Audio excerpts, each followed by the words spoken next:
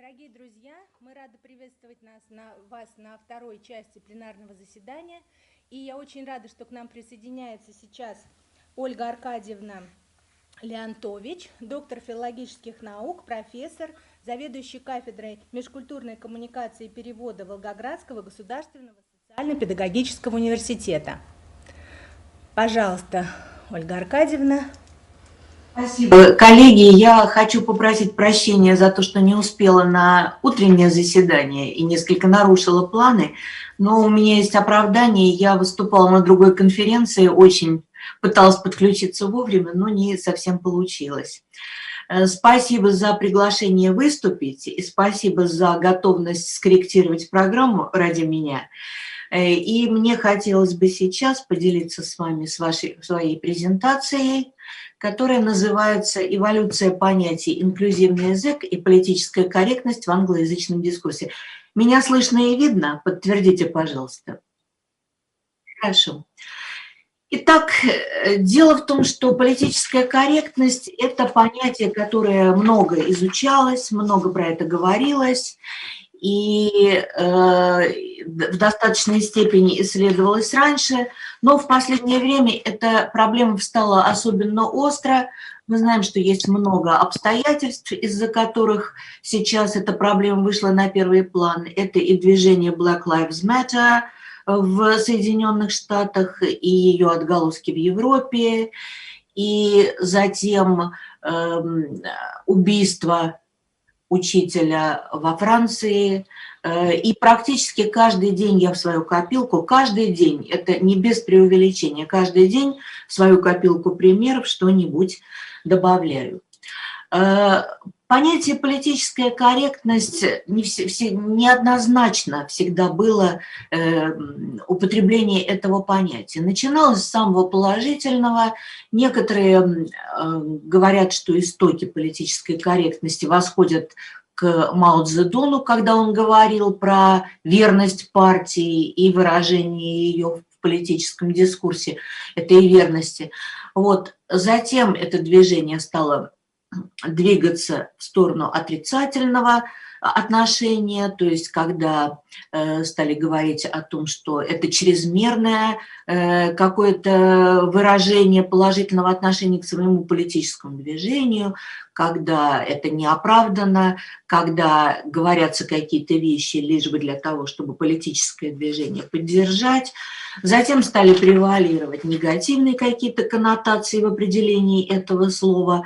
И в американском, например, политическом дискурсе многое зависело от отношения президента к этому понятию, то есть оно вот таким вот образом менялось, было как положительное и отрицательное. Ну вот прошлое, сегодня мы слышим про то, что таки Байден стал президентом, вот, но Трамп бился до последнего. И вот прошлая президентская кампания Трампа, когда он фактически он был в оппозиции к Хиллари Клинтон, прошла вся под знаком политической корректности, в том смысле, что Хиллари Клинтон была подчеркнута корректно, а Дональд Трамп был подчеркнуто некорректен, и в частности он высказывал такое мнение, что political correctness is a big problem for the country, and the country doesn't have time for it, and he doesn't have time for it.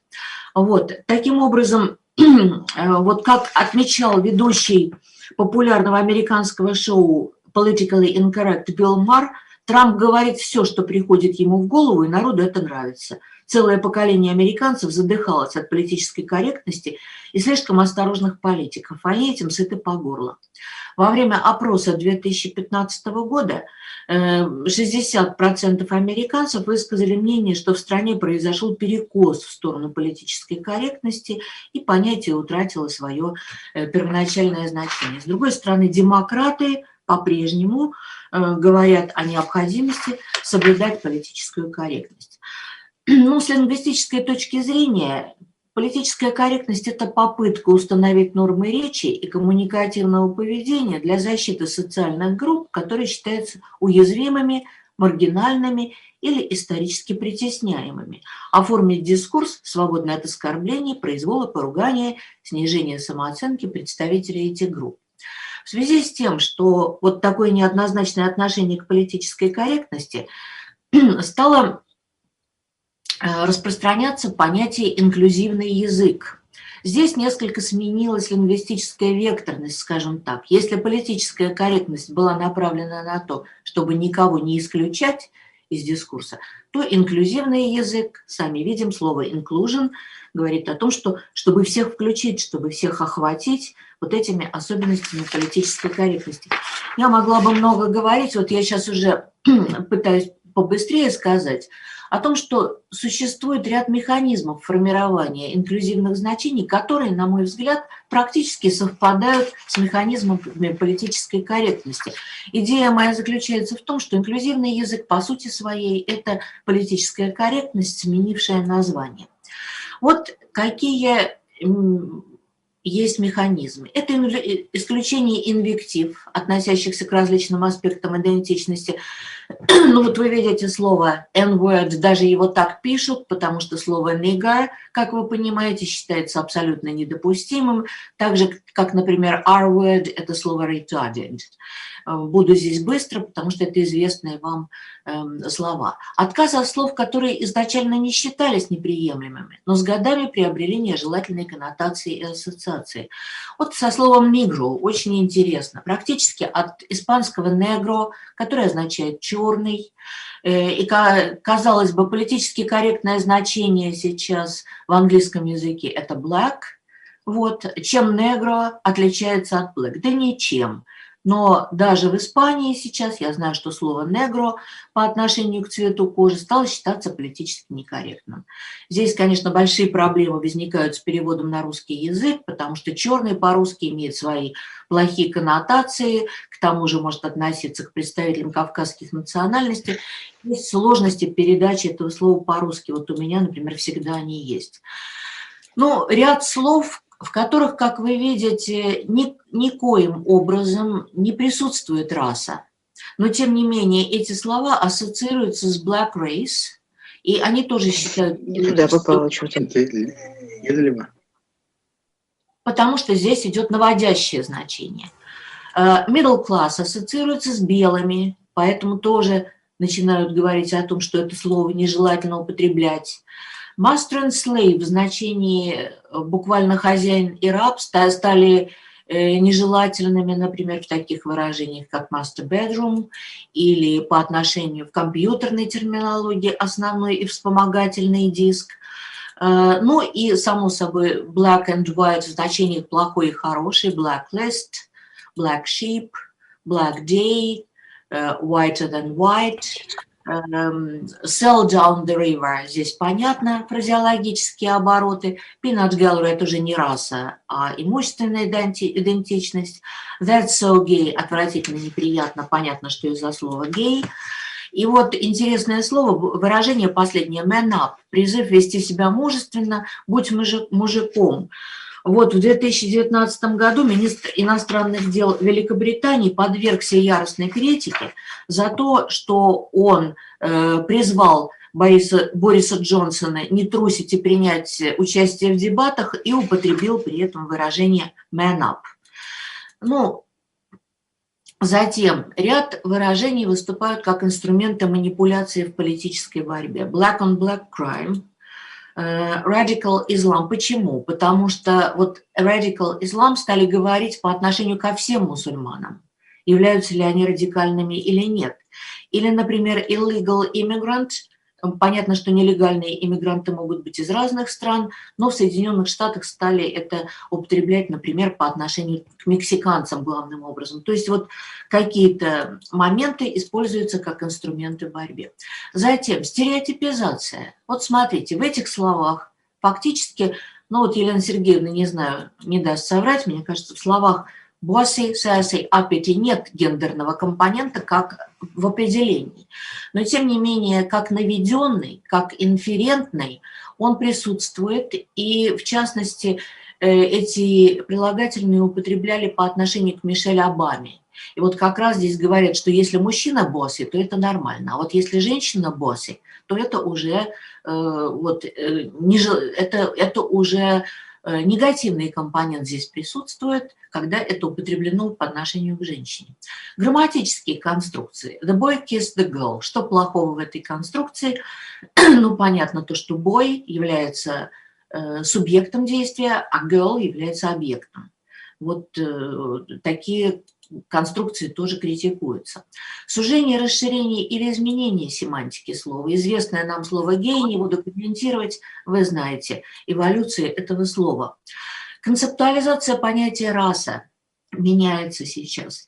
Я когда-то услышала выражение такое «German race, French race», и я сказала своему собеседнику, англичанину, я говорю, ну так не говорят. Мы учили всегда, что рейс, вот я когда своих студентов спрашиваю, они говорят негроидная, монглоидная, европеоидная. Нет, как выяснилось, оказывается, вот если посмотреть Википедию, то там вот это ненгроидная, монглоидная, европеоидная будет стоять где-то в конце словарной этой статьи энциклопедии, а в начале будет говориться, как раз вот будет в этом значении, которое кажется нам странным. И теперь, ну, например, при, вот смотрите, white, black, African American, American Indian, Alaska Native и так далее, это та классификация, которая использовалась еще вот в переписи населения в этом году в Соединенных Штатах, в 2020 году. Вот. Но в Америке собираются пересматривать это, потому что сейчас очень много смешанных рас, которые тоже требуют своих наименований. Пол и гендер. Тоже происходит реконцептуализация, происходит переосмысление понятий пол и гендер, отказ от бинарного подхода man, woman, male, female. Вот исследовательница Голдман насчитала в Фейсбуке 58 терминов, обозначающих разные оттенки гендера. В том числе, вот смотрите, agender, gender non-conforming, genderosim, gender fluid. Это вот в частности те люди, которые могут сегодня ощущать себя мужчинами, завтра женщинами. То есть это вот такие различные оттенки гендера. Эвфемия. Механизм. Ну вот несколько я тут выбрала эвфемизмов интересных. Очень мне понравилось, например, worst, least, best. Чтобы не обидеть, да, надо говорить не worst, а least, best. Возникают ложные семантические связи. Ну, слово niggardly. Был известен в Великобритании скандал, когда работник мэрии употребил, работник муниципалитета лондонского употребил это слово. Здесь нет никакой этимологической связи с нехорошим словом. Но, тем не менее, он вынужден был подать в отставку, потому что его обвинили в политической некорректности. Вот в китайском языке, китаисты меня поправят, если я скажу неправильно, но китайцы очень часто говорят «нига», «нига» в своей речи, когда они имеют в виду «так», «так». Вот. И когда преподаватель тоже в этом году, вот совсем-совсем недавно, буквально в сентябре, по-моему, он употребил, вот попытался проиллюстрировать какое-то явление китайского языка в американской аудитории, и за это его отстранили от занятий, потому что студенты пожаловались. Вот здесь у меня здесь опечатка, я в какой-то презентации ее исправила, а здесь нет. Значит, Форт Гей – это реальный топоним, реальное название городка в Соединенных Штатах, и компания Microsoft, конечно, здесь у меня ошибочка, не зарегистрировала пользователя из этого городка, потому что считает слово «гей» политически некорректным. Пользователь этот попытался привлечь мэра своего города для того, чтобы объяснить, что действительно так называется город, но его так и не зарегистрировали под этим названием. Вот в связи с тенденциями такими происходят новые тенденции. В связи с такими политическими тенденциями происходят процессы в языковом использовании, которые связаны с инклюзивностью. Например, вот смотрите, семантической нормой раньше, как вы знаете, считались гетеросексуальные мужчины англосаксонского происхождения, среднего возраста, среднего класса, не маркированы. Вот he употреблялось как generic, mankind, chairman, man-made. Все вы это знаете. Вот. А вот уже женщины маркированы. Например, слово surgeon, мужская профессия. Если говорят женщина-хирург, то обязательно надо маркировать. Female surgeon. Black student маркируют. Ну, как вот некоторые говорят, что это для идентификации, но вот на самом деле, мне кажется, это неправильно. Вот, то есть вот маркируются. Теперь ситуация изменилась, и теперь уже вот такие выражения, как mankind, manpower, manhole считаются неправильными, предлагается им замена. Это вы тоже знаете. Очень интересная вещь происходит с местоимениями. Вот раньше generic было he, потом стали как generic употреблять she. Я думаю, что это произошло в связи с тем, что she, ну, женщины попытались взять, что называется, реванш. Теперь уже даже наши школьники, которые сдают ЕГЭ, знают, что надо говорить they. Вот, я недавно пронаблюдала такую интересную вещь. На сайте здравоохранения Великобритании, NHS, раньше про baby, вот для беременных женщин страница, там писали всегда he раньше. Потом наступил момент, когда baby стали называть she, независимо от того, про значит, будущего ребенка, какого пола идет речь. И вот мне мамочки, вернее, беременные женщины, ожидающие ребенка, говорили: очень странно, я знаю, что у меня родится мальчик, но очень странно читать she. Я специально залезла на эту страницу недавно и посмотрела. Теперь там написано везде they. Вот приблизительно такие фразы. Having skin-to-skin contact with your baby will help to keep them warm. Ну, нас, как лингвистов, таких вот, знаете, пуристов языка, конечно, это царапает. И вот смотрите, везде they по отношению к единственному числу, что кажется немножко странно. Недавно я редактировала статью для журнала на английском языке. И встретилась мне такая интересная очень вещь, когда автор статьи писал, что сносочка дана, чтобы никому не было обидно, написано: я говорящего буду называть she, а, значит, адресанта буду называть she, а адресата буду называть he. Вот, то есть в статье в одной, вот как решается вопрос, как писать там вот это generic. Кто-то пишет he, she, кто-то перепишет через наклонную линию. Я встречала много уже рекомендаций так не писать, сейчас писать they, а вот видите, увидела вот это interchangeable he and she. Сейчас, если вы знаете, пошла такая тенденция, когда, например, в офисе люди пишут на бейджике не только свое имя, но пишут свой предпочитаемый pronoun, то есть местоимение, которым они хотели бы себя называть. То, что это широко распространено, я это знаю точно, мне мои коллеги американские это подтвердили и сказали, что то же самое пишется часто сейчас в официальных в письмах, в emails. Вот, то есть пишется внизу preferred pronoun. Это тоже вызывает иногда возражения, потому что люди говорят gender is not a matter of preference. Вот, и поэтому даже вот это preferred pronoun может вызывать вопросы. Ну, а gender fluid people, понятно, что они могут сегодня ходить с таким бэджиком, завтра с другим. Затем, ну вот, тоже наверняка вы знаете, что были предложены гендерно-нейтральные местоимения, но я встречала отзывы на такие вещи. Люди пишут: лучше я привыкну говорить they по отношению к единственному числу, чем буду учить абсолютно новый язык вот этих местоимений. Очень интересное обращение. Вот Canadian Air Canada недавно приняли решение, что они больше не будут обращаться к пассажирам ladies and gentlemen, а будут говорить everybody. Ну вот предлагают заменять esteemed guests, friends and colleagues, чтобы это было гендерно-нейтрально. Вы знаете вот это Ms. которое давным-давно уже вошло в обиход в 70-е годы 20 века, а теперь предлагают вот этот префикс mix, который может быть гендерно-нейтральным.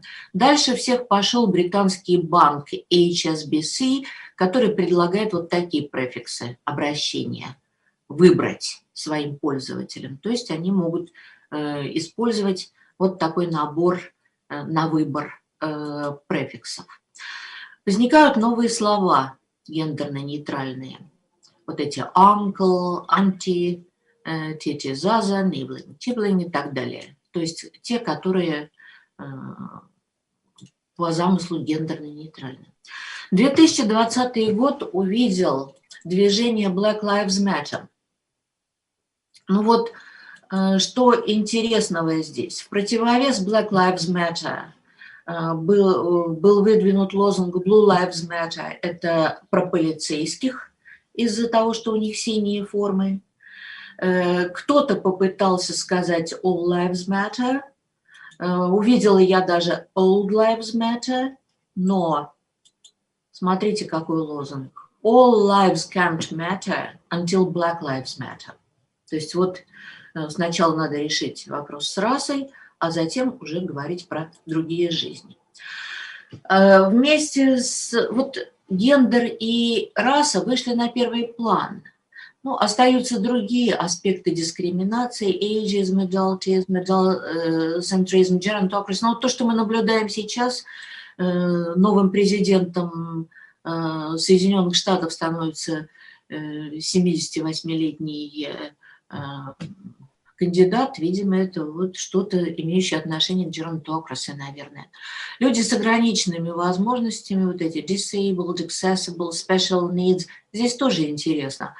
Самый, вот, согласно моему исследованию, политически корректный термин считается disabled, хотя вот в отношении parking spaces, rooms, lifts, toilets, accessible.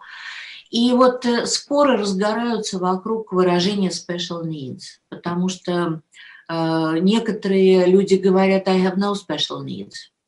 Я такой же человек, как все остальные, не надо говорить, что у меня какие-то особые потребности. Body shaming, fat shaming, sizeism – это все, что касается лукизма. Внешнего вида человека, нет времени про это говорить, поэтому я перейду к следующему. Это появление новых коммуникативных практик.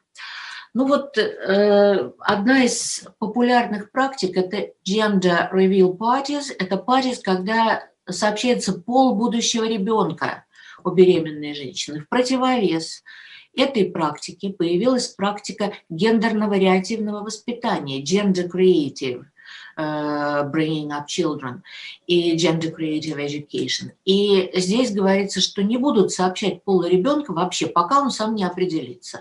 Ну, определится он годам к 12, может быть. Появилось понятие babies, дети, пол которых не сообщается. В паспортах пол X. Parent 1, Parent 2, тоже вы знаете. И вот встретилась мне в сети Queer Kindergarten Teacher, которая говорит, что в ее группе детского сада там дети сами должны выбирать, каков их гендер. Вот несколько слов мне хотелось бы, я уже чувствую, что время подходит к концу, сказать про парадоксы политической корректности и инклюзивности. Замысел замечателен. Политическая корректность направлена на то, чтобы никого не обижать. Но мы видим, что голоса за политическую корректность, как пишет Хьюз в очень интересной своей монографии про политическую корректность, голоса за политическую корректность громче всего звучат не в тоталитарных государствах, а в свободном западном мире. И мы видим, что глубокие противоречия, волны ненависти и насилия сопровождают это движение, в общем-то говоря, имеющее позитивные цели. Хотя речь идет об инклюзивности, некоторые группы населения исключаются из коммуникативных практик. Вот в прошлом году мне встретилось объявление про конференцию, где было написано, что в ней могут принять участие все, кто идентифицирует себя как женщина. То есть автоматически те, кто идентифицирует себя как мужчина, принять участие в конференции не могут. Когда в этом году в Копенгагене проходила демонстрация Black Lives Matter, то белые не имели права идти в первых рядах этой конференции, не имели права выкрикивать некоторые лозунги. То есть происходит исключение. Вот упоминать или не упоминать? Я раньше считала, что для того, чтобы избежать каких-то проблем, надо вообще некоторые аспекты идентичности не упоминать. Но ведь обижаются. Говорят, недостаточно пишут про людей, принадлежащих к сексуальным меньшинствам, недостаточно пишут про blacks, а сейчас, как вы знаете, из программ университетских исключают труды очень многих, как называют их, там, dead white men, это великих ученых, для того, чтобы заменить их сомнительными весьма по своему качеству работами меньшинств разного рода. Происходит anti-white или реверсивный расизм, то есть сейчас 60% американцев признают, что существует расизм против белых. Эвфемизмы превращаются в свою противоположность. Мне, конечно, обо всем этом есть что сказать, но я тороплюсь. Очень сложные отношения с наукой, литературой и искусством. В этом году буквально из американских вузов выгнали многих нобелевских лауреатов. И люди боятся исследовать такие темы, как, например, сопоставление мужчин и женщин. То есть эти темы абсолютно исключены из исследований. Многие темы исключаются из медицинских исследований именно потому, что люди не хотят попасть в число вот тех, кто будет обвинен в там, расизме, сексизме и так далее. Исключаются произведения из школьных программ, ну, такие как, например, шекспировские «Укрощение строптивой», «Отелло», «Венецианский купец», потому что там усматривают какие-то моменты расизма. И даже такие произведения, как «To Kill a Mockingbird» и «Huckleberry Finn», которые мы считали всегда направленными против расизма, их сейчас убрали с книжных полок библиотек. Ну, я думаю, что я на этом завершу, потому что я исчерпала свое время. Единственное, что мне хотелось бы сказать, я полагаю, что вот есть много, что я имела бы сказать по поводу важности политической корректности и сложности для специалистов по языку, преподавателей и переводчиков. Мы со студентами проводим занятия. Вот маленький пример. Это, ну, например, это Робин Браун. Или познакомьтесь, пожалуйста, как с Робином Брауном или с Робин Браун, потому что женская фамилия не склоняется, а мужская склоняется. А если мы не знаем, как себя этот человек идентифицирует, что нам в этом случае делать? Понятно, что можно найти синтаксические конструкции, которые каким-то образом решат эту проблему, но понятно, что когда мы делаем устный перевод, в устном переводе быстро сориентироваться достаточно трудно. Спасибо вам большое за внимание. Я завершаю на этом свое выступление. Большое спасибо, Ольга Аркадьевна. Может быть, у кого-то есть вопросы? У меня, может быть, не вопрос, а я хочу с Ольгой Аркадьевной солидаризироваться. И многие из тех интереснейших примеров, которые она приводила по гендеру, я, безусловно, знаю и, наверное, даже смогу кое-что добавить. Например, местоимение «they», которое в 90-е годы еще появилось как метагендерное, оно сейчас приобретает другой оттенок. Это уже не бинарное «they».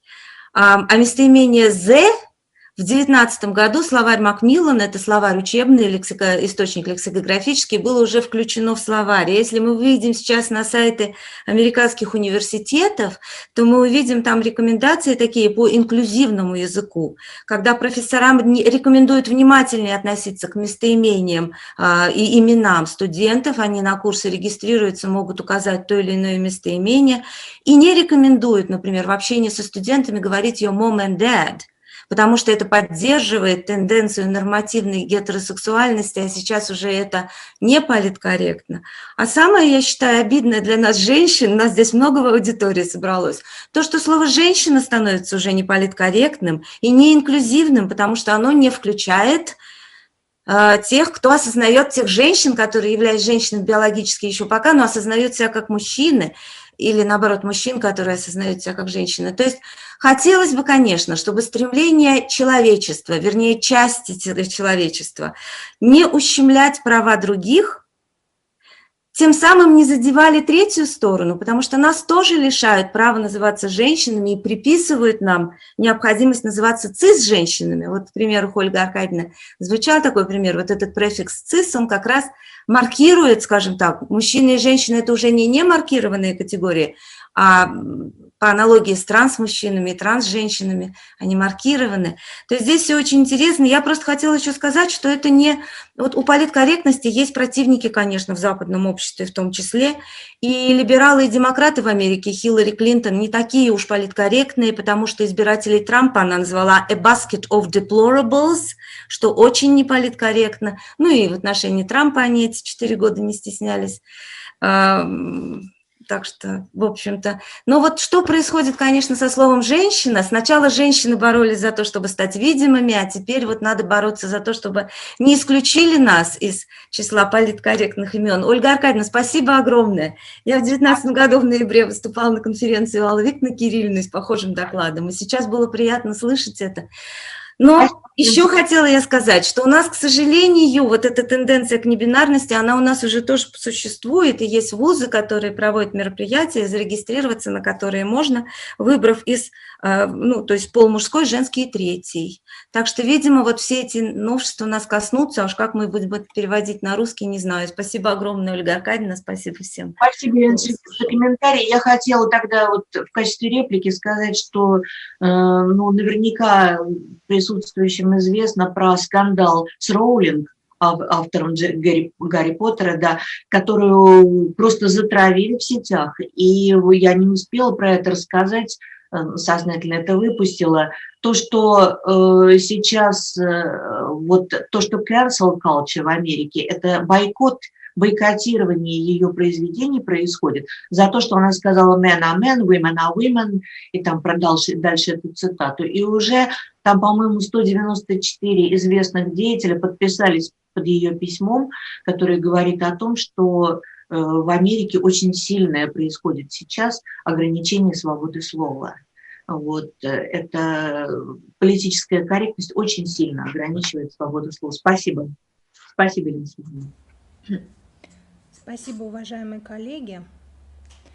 Я думаю, что мы поблагодарим Ольгу Аркадьевну за то, что она выступила на нынешней конференции. Спасибо вам большое за ваш очень содержательный, интересный доклад. Я думаю, что все мы много почерпнули из вашего доклада. Большое спасибо. И сейчас мы переходим к следующей нашей части. Мы переходим к части так называемых workshops. И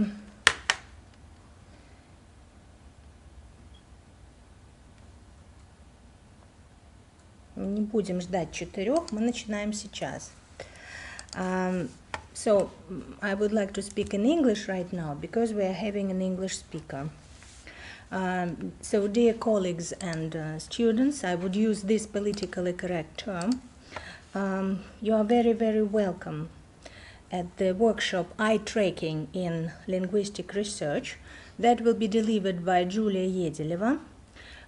Julia graduated from our university with honors in 2011, majoring in linguistics, and she was one of the best students that year.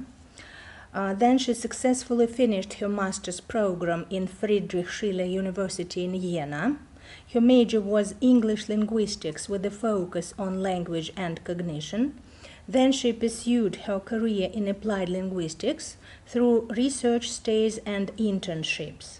Since 2020, she has been project-related researcher in an externally funded project on the investigation of literacy skills in low-skilled migrants. And today's workshop will be devoted to eye tracking in linguistic research. That's Julia's primary interest in empirical linguistics, and to be more exact, in psycholinguistics. At the end of the workshop, Julia will be answering your questions, so you are free to use the chat. You are free to raise your hands for questions and reactions. So all the questions will be answered at the end of the talk. And now I am giving the floor to Julia. You are very, very welcome. Yes, all right. I hope you can all see my screen and hear and see me. Yes. Yes, okay. Very nice. So I will be speaking English as well, since my colleagues might be watching the presentation on YouTube. And since I want to, or I will try to finish at 4 o'clock sharp, so you should consider it a teaser. I have another workshop tomorrow, and we can continue discussing what we haven't discussed today tomorrow, since it's also related to empirical methods in linguistic research. It will not be primarily concerned with eye tracking, but we can maybe elaborate and discuss tomorrow. And okay, I had a short assignment for you to try to define grammar. Feel free to use the chat and post your conceivment, or to post your assumptions of grammar if you like. So I will just give some of mine. So a grammar may be a grammar book, or it may also be the study of linguistic rules and regularities in a particular language.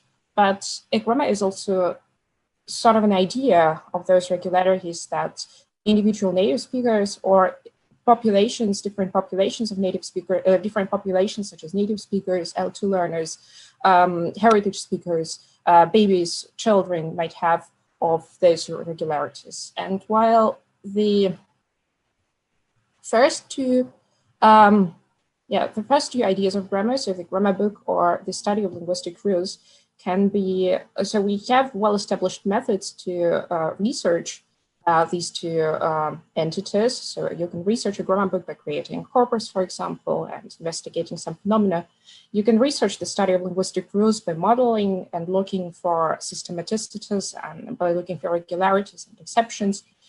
But to research an idea of those regularities that are intrinsic to a particular population, that are intrinsic to a human being, that's where you need different methods, so some sort of alternative methods, because if you open up our skull, you will not see anything that concerns grammar. And that's where empirical linguistic research comes into play. So there are methods that allow, for example, to research native speakers or the conception of grammars in native speakers or language learners, L1, L2, and in different settings. You can research, for example, current state of their knowledge with regard to vocabulary, sentence structure, or pragmatic constraints. You can also research how individual pieces of knowledge join up in a network and work together towards meaning generation. You can also research how this knowledge is put to use into real time, the real-time processing. And you can also, so ideally, one can also identify progressive stages at which learning takes, language learning especially, takes place, benevolent and malevolent factors that influence learning, and optimal learning environments. This is the slide that I commonly show to my students when I start, so during our first classes of the introduction into empirical linguistic research. So typically there are two possible study designs, or one differentiates between longitudinal and cross-sectional designs. Longitudinal study is when you follow up on one person or a small group of people that go through a process of language learning over a period of time, and you try to identify how they progress, or maybe they make some steps backward, etc. Cross-sectional designs are those where you research a large group of people, of human beings, and attempt to generate generalizable results. So the results or tendencies that generalize over still larger populations. There are the so-called quantitative and qualitative methods. So quantitative methods are primarily concerned with generating some quantitative results. There are online and offline methods, which we'll come to in a moment. But there are also some qualitative methods, for example, interviews or observations. There you don't generalize quantitative results, but you generate some descriptive data. For example, protocols, diary studies, or audio-video recordings, or elicited productions, where you're primarily interested in what exactly this or that person is saying, with which function, etc. There are also neuropsychological, physiological methods that allow you to locate language processing in the brain and time lock it, depending on the structural difficulty or lexical access they deal with. Well, yeah, exactly. But what we'll be primarily interested in is the distinction between online and offline methods. So offline methods are concerned with the end state of linguistic analysis. And these are, for example, grammaticality judgments or picture selections or acceptability judgments. So when the participant is rating a sentence as correct or incorrect, as grammatical or ungrammatical, or when the participant is asked to select a picture that best fits the linguistic input he or she has just heard. In parallel, there are online methods that allow you to trace time-locked, trace the way the processing evolves, or the interpretation evolves in a time-locked way. So you do not only look into the end state or the end state product of linguistic analysis, but you kind of trace the development in a step-by-step way. Why is it generally important? Why is this distinction generally important? Because eye tracking falls actually into this online category. So why is this distinction generally important? So this is also the slide that I commonly show to my students when I teach linguistic methods. And well, language is generally something like, for example, riding a bike or swimming, or actually lacing your shoes. So if I ask you to explain to me how to lace my shoes, you'll probably fail, because it's a routine that you have developed and you never consciously verbalize this knowledge. So you don't possess some sort of explicit knowledge about this that you can transfer, verbalize, access easily, but you possess some sort of implicit knowledge about this. And implicit knowledge allows you to execute the routine every time, so anytime you need it. So I think lacing your shoes is a good example, because you, yes, you're doing this more or less, or you do this more or less on an everyday basis. And explicit knowledge, so this is what is commonly captured by those offline tasks, or at least they are believed to involve explicit knowledge to a great extent than implicit knowledge. So explicit knowledge is conditioned by different cognitive skills, or the development of different cognitive skills, such as attention or inhibitory skills. And it is also concerned with, so the responses in offline tasks that come by way of using explicit knowledge, they are commonly strategic or meta-linguistic responses. So you can never be sure that, or you can never exclude, rule out that the person is using some sort of strategy when performing explicit knowledge tasks or offline tasks, such as grammaticality or acceptability judgments. But there is also this implicit knowledge that you use when you're lacing your shoes, or when you go swimming, when you start learning how to ride a bike. And that's where online measures may be helpful. For example, eye movements, because eye movements are not consciously controlled, or at least not to a great extent. And they allow to tap into moment by moment, most native-like uninterrupted comprehension. And they also may capture, well, to a great extent, may capture individual differences such as proficiency, cognitive capacity, processing speed, etc. So there are basically two different paradigms that have been deployed to use, to obtain eye tracking measures or to obtain eye movements. So one is the so-called visual world paradigm, when you work with semi-realistic scenes, as you can see in my leftmost picture. Then in the central picture, you can also use paintings or drawings. And finally, there are also paradigms that work with real words.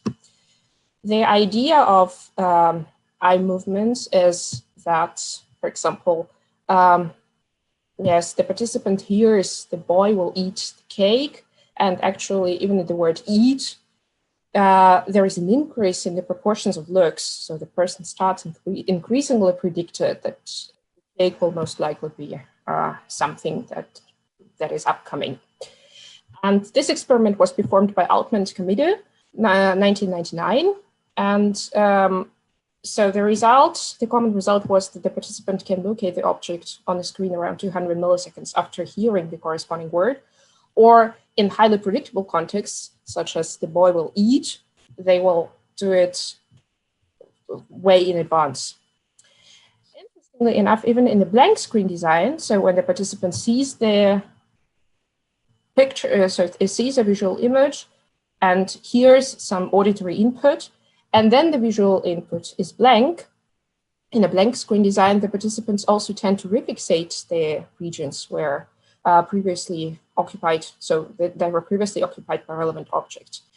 And this is a sign of language-mediated eye movements that actually go beyond visual co-presence of the respective object. So even if the object is not there, but was there a minute ago, the participant would tend to refixate it.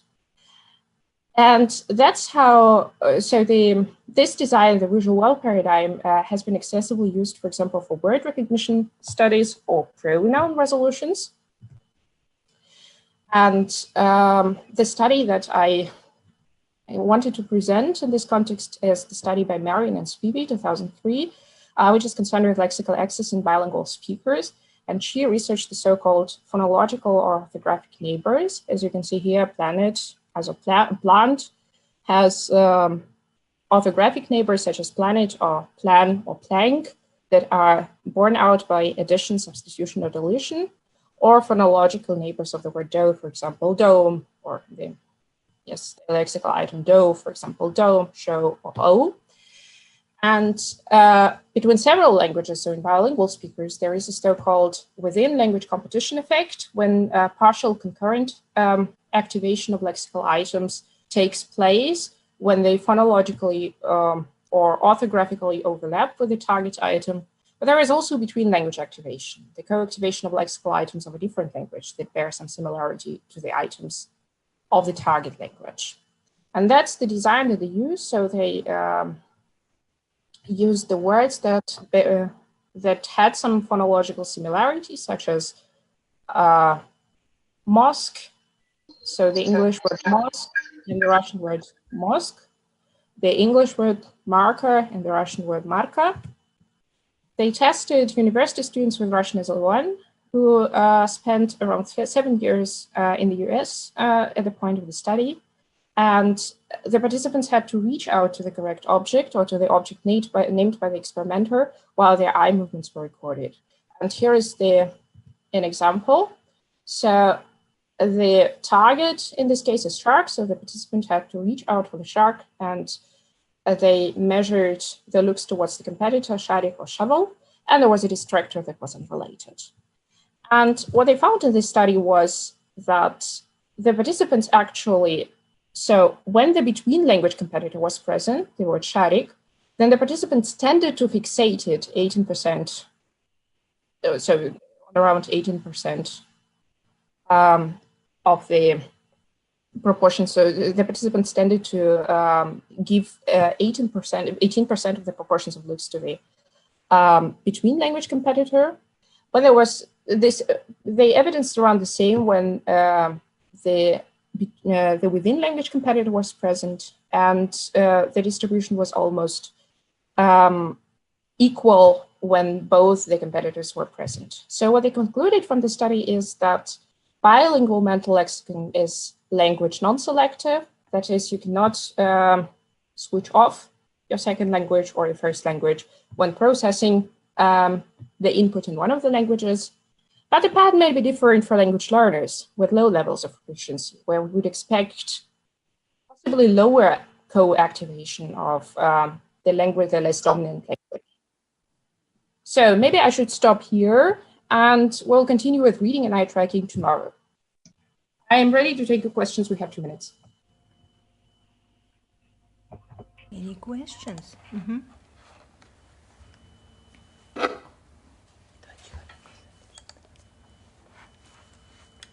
I can't see any questions in the chat. Okay, maybe you will think it over again, and Yes. Feel free to join my workshop tomorrow, so then that we can continue discussing it. Martin is already there, so Yes, Martin is there, so yes. I think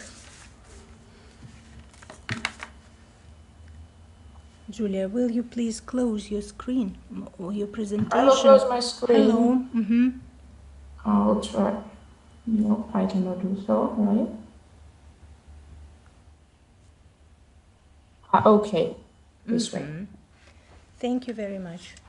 And yes, Julia will be giving another talk tomorrow. So if you have any questions, I suppose she will continue talking about eye tracking in linguistic research tomorrow, and we will be able to ask her questions. I'm sure there will be. At least I've got one. Okay, and now I would like to introduce our next very distinguished guest, Professor Dr. Martin Neef, Professor of German Linguistics at the Braunschweig University of Technology.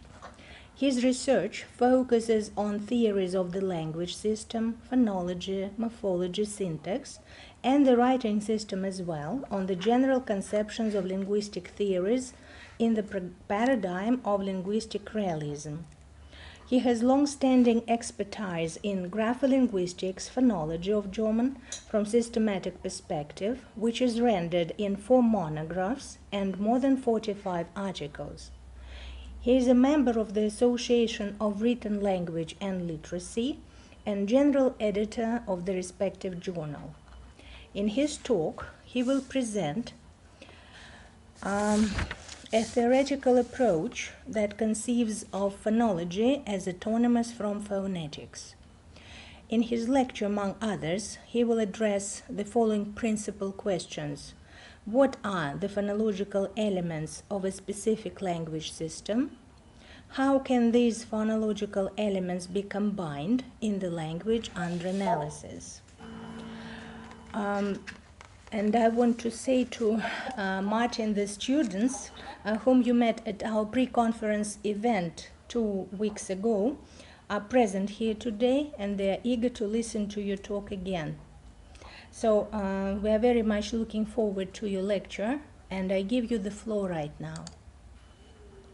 Thank you very much. Thank you very much for inviting me to this conference. And first I try to make visible my presentation. I hope it works. So can you see the presentation? Okay, thank you very much. Okay, the title of my talk is Autonomous Declarative Phonology, as has been stated in the introduction.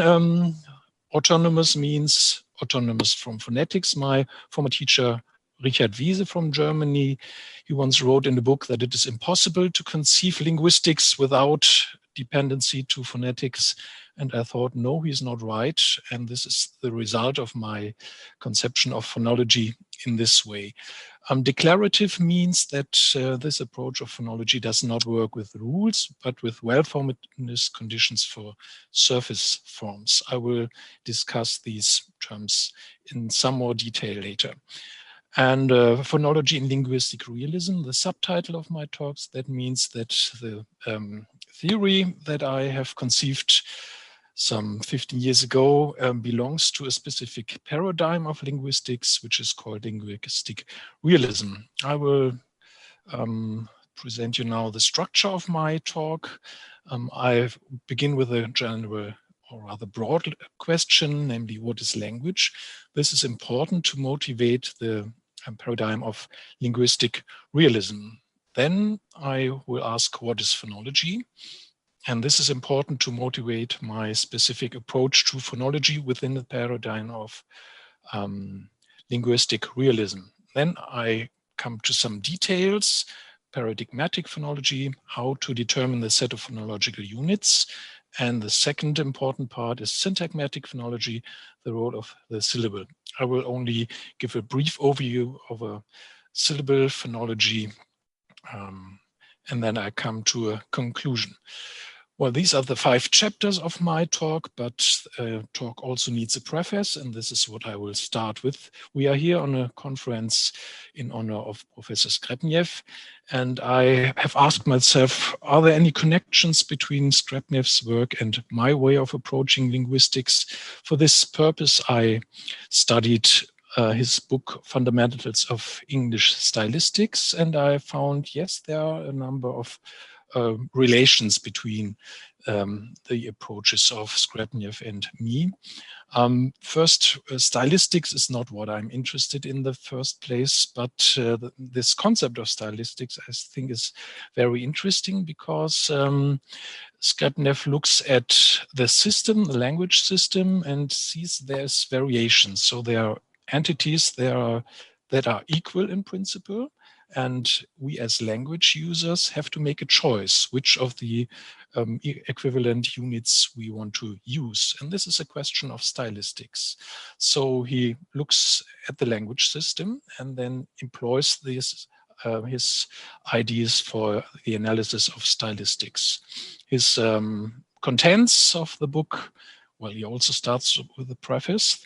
That's good, I think. And he has a chapter on paradigmatic part of the language and syntagmatic part of the language, the same way as I proceed. And this is good tradition from structural linguistics, I think. But on closer inspection, we see he has morphology and he has phonetics, but there is no phonology in his work. I think there is some kind of phonology, and I will look at that later. And I will come back to Skrebnev at other points as well. So first, then in my first chapter, I will consider what is language, and I refer to the Swiss linguist Ferdinand de Saussure. He was, his mother tongue was French, and that was good for the purpose of his work, I think. Here I have given the English translation of that book. I'm used to work with the German translation, and I suppose you are used to work with one of the Russian translations. So Saussure is well known in many different countries, in many different languages. But translators of this book typically have problems in translating some of the relevant terms. And the relevant terms that I have in mind now are connected to the term language in English. So Saussure has the terms parole, langage, and langue. And this all translates as language in English and as Sprache in German. So both English and German principally have only one word for these 3 different concepts.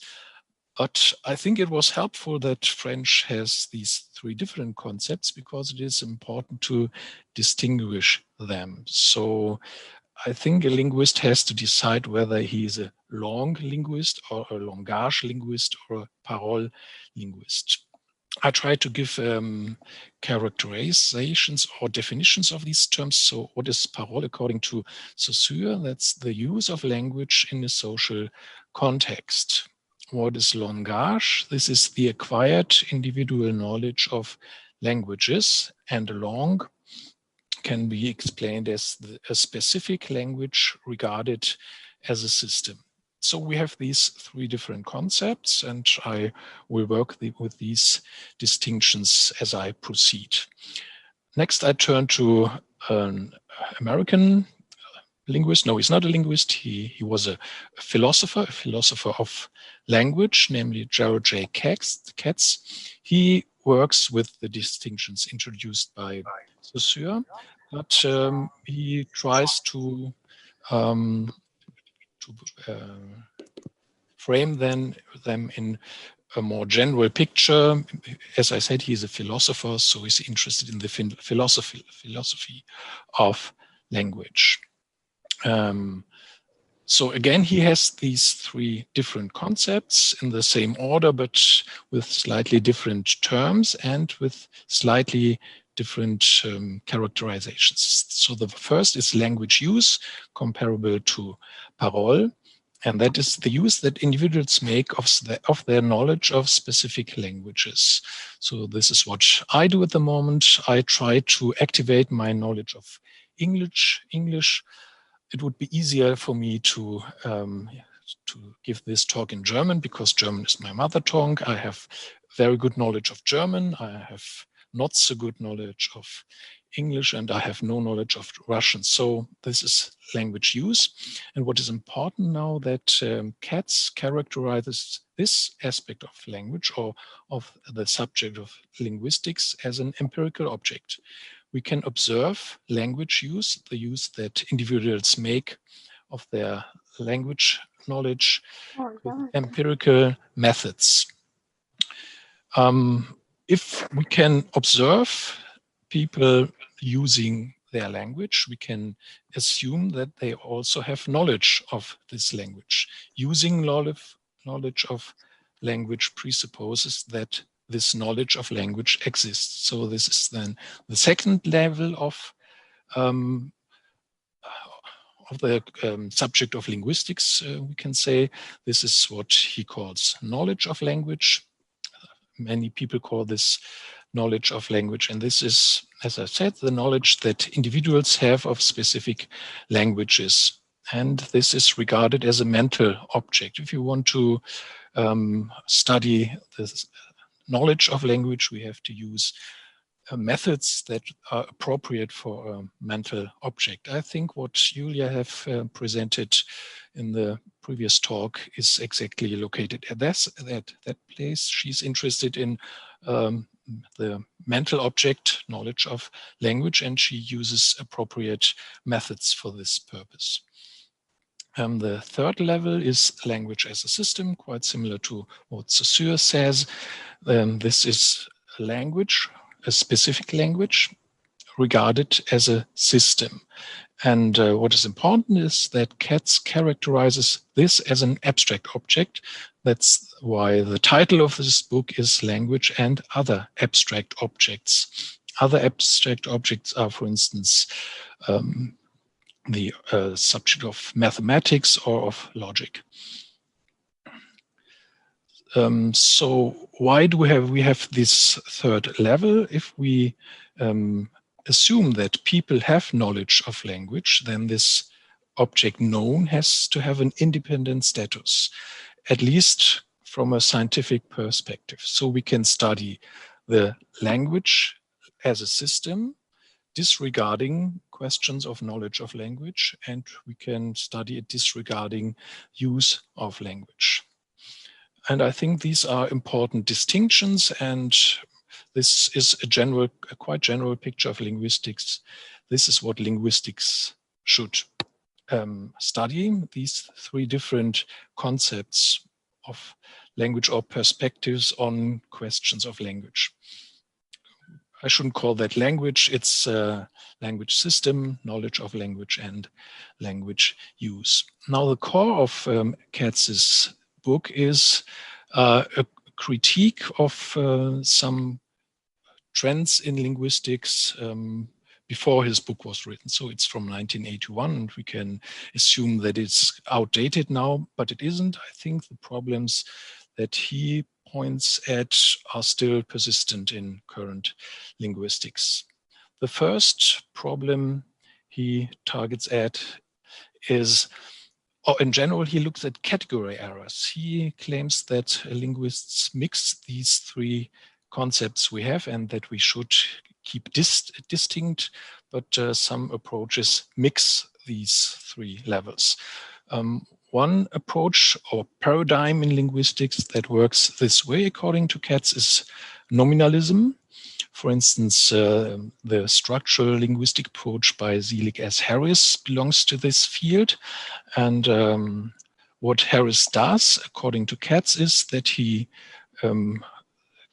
takes language use as language. So Harris' main subject is language use as an empirical object, and he claims that language use is language. I think he disregards knowledge of language at all, and as a byproduct, he may say that having studied language use means having studied language as a system, but the core is language use.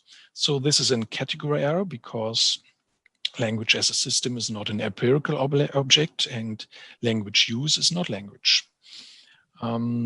Nominalism is from the early 1950s.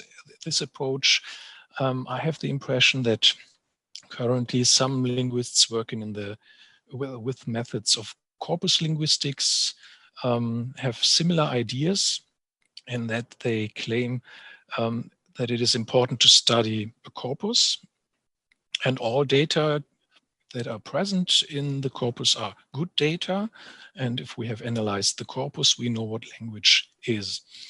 I think this is wrong. This approach lacks a concept of grammaticality. Data in a corpus are not definitely grammatical. They can also be ungrammatical, but this does not come into view if language use is equated with language.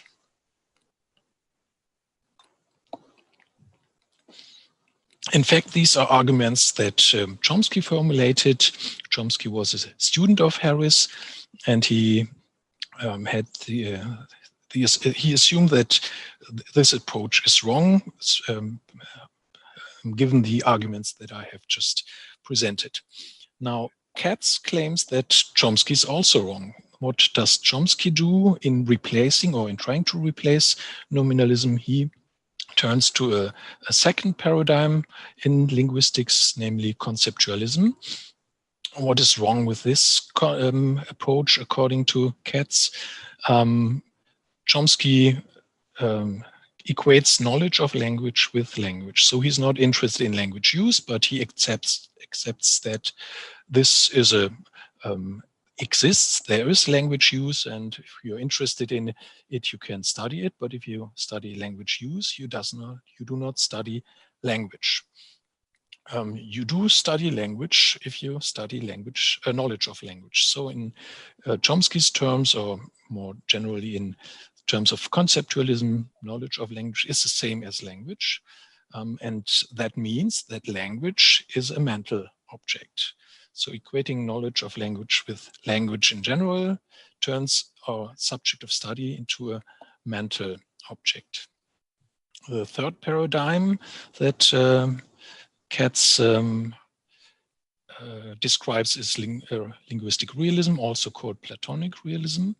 And there is no category error, of course, because in linguistic realism, we accept that there is something like language use that has to be studied with empirical methods.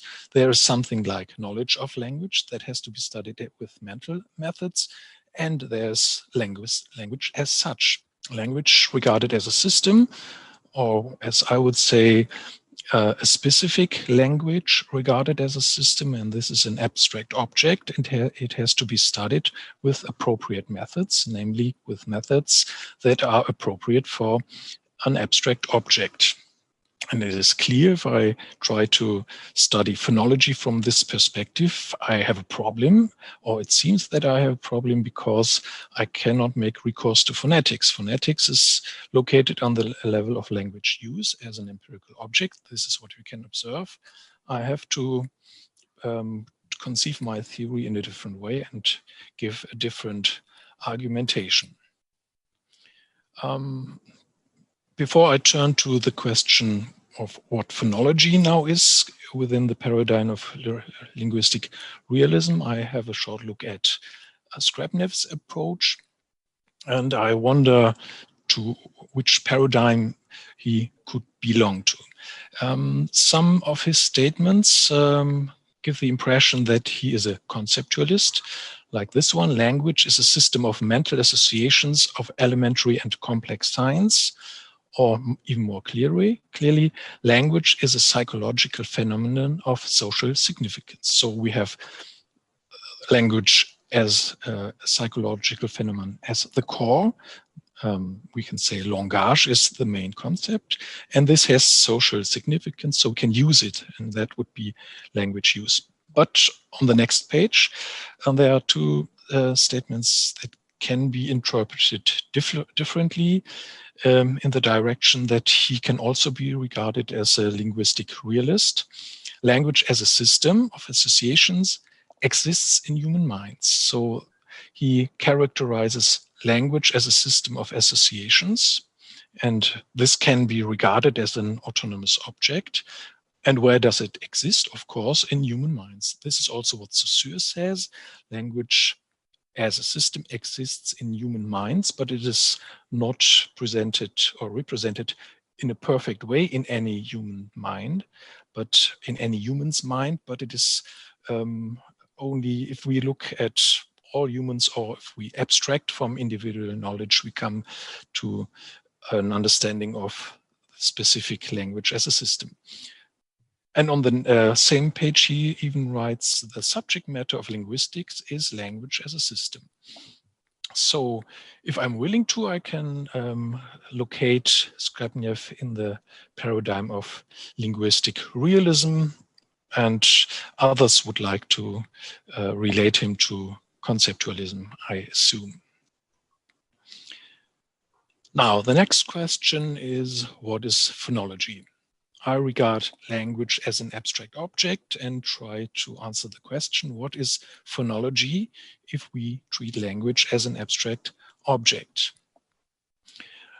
The main idea in linguistics, I think, and this is not specific for linguistic realism, is a language has both regular and irregular data. So this is completely different from the natural sciences. As a physicist, we would claim that everything in nature follows a rule, and if something works wrong, my rule has been wrong. So I have to rephrase my rule. As a linguist, I think we work in a different way. We know, or we assume, that some of the data that we use that are correct data do not follow a rule. So we cannot explain all data by rules. There's always a residue, something that is left over, something that does not follow a rule. Or if we try to acquire or learn a language, these are the parts of a language that we have to learn by heart, and the other things follow from rules. If a language works in this way, or if all languages have both regular and irregular data, we need a model that distinguishes these two kinds of data. And this is what Bloomfield, another structural linguist, already formulated in his famous book Language from 1933. We have to distinguish between grammar on the one hand and lexicon on the other hand. The term lexicon may be misleading because a number of linguists take this term lexicon to denote what should rather be called the vocabulary of a language. So when I say lexicon, I do not mean vocabulary, but I mean the part of the language system that treats irregular data, or that is the host of all irregularities. On the other hand, we have grammar as a set of rules. And this is what linguists are actually interested in, at least linguists that study the language system. We try to understand grammar by singling out aspects that are irregular from those that can be described by rules or other methods. Also with recourse to Bloomfield, grammar can be subdivided into several modules. It is common to distinguish these 4 modules: phonology, morphology, syntax, and semantics. It is common, but I began to doubt that this is right. And I began to doubt because I read this book by Skrebnev, and what does he say on page 1025 with recourse to French linguist Émile Benveniste? He distinguishes several levels to characterize the hierarchical structure of language itself, so language as a system. And what does he distinguish? A phonemic level. This could be phonology. So in this respect, he has a concept of phonology, but he does not regard phonology when analyzing stylistics. He has a morphemic level. This is morphology. He has a lexical level, and I think this is not lexicon in Bloomfield's sense, but rather the level of phonology. And he has a sentence level, the level of syntax. What does he not have? There is no level of semantics. And I think this is a convincing idea. I quote from him: certain scholars say or imply that meanings of linguistic units make an independent level, that of semantics or semantic level. Needless to say, this point of view is not valid if we have agreed above that levels are formed by material units, phonemes, morphemes, words, etc. So he criticizes my approach from last week and before in saying that there is a level of semantics, and now I change my model and follow Skrebnev, and my new model of grammar accordingly looks this way. We have in grammar a phonological level with phonological units. We have a morphological level with respective units, and we have a syntactic level, but we do not have a semantic level.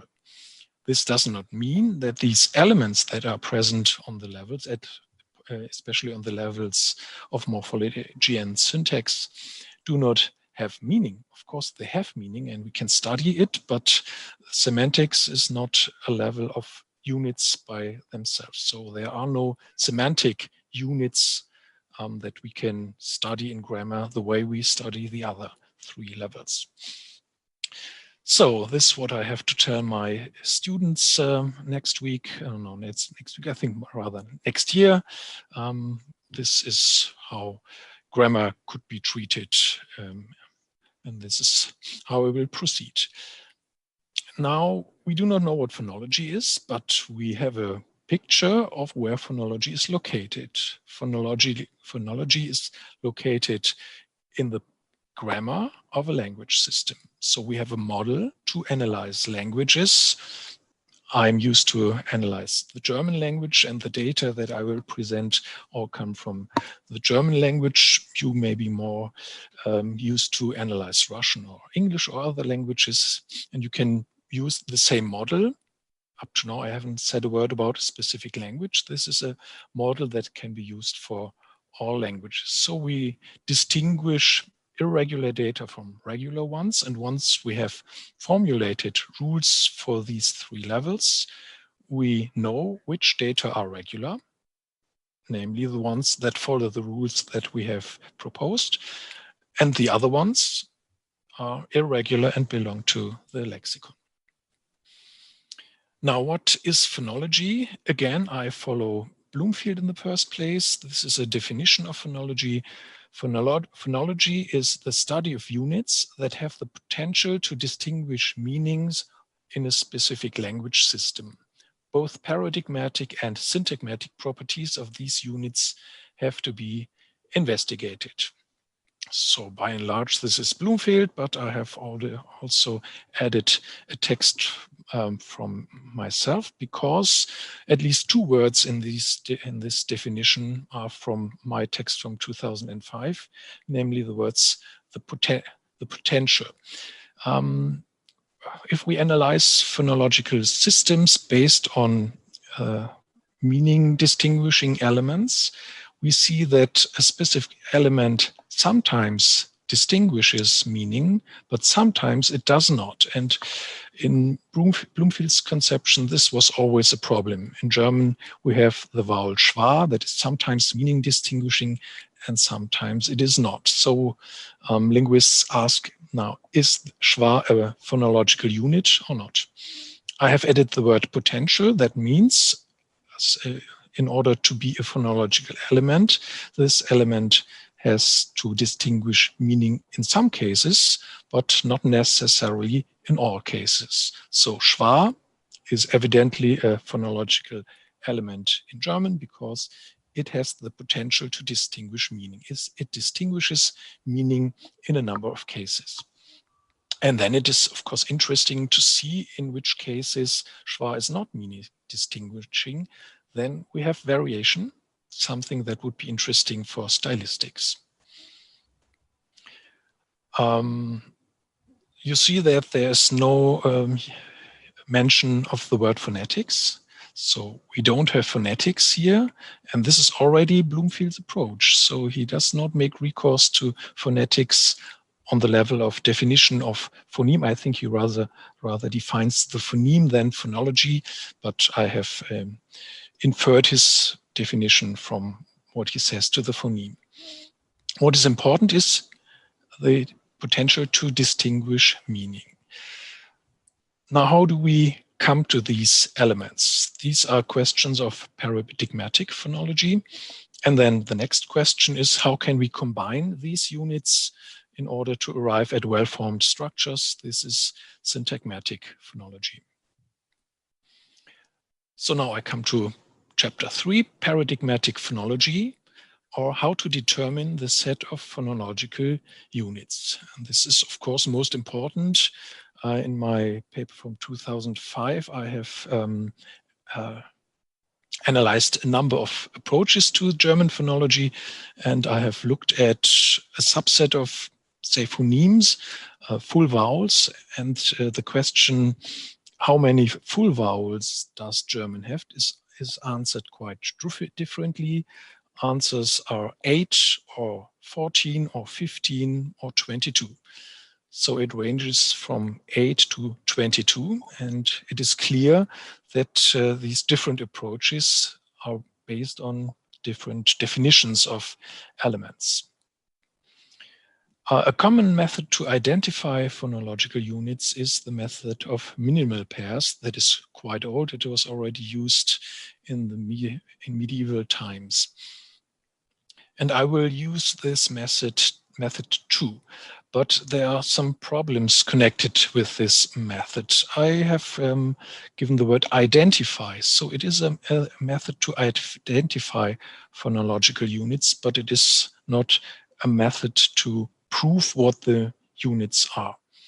Because there are the following problems. First, what is the lexical base for applying this method? Do we take into account foreign words or don't we? Do we look at proper names, or should we rather disregard proper names?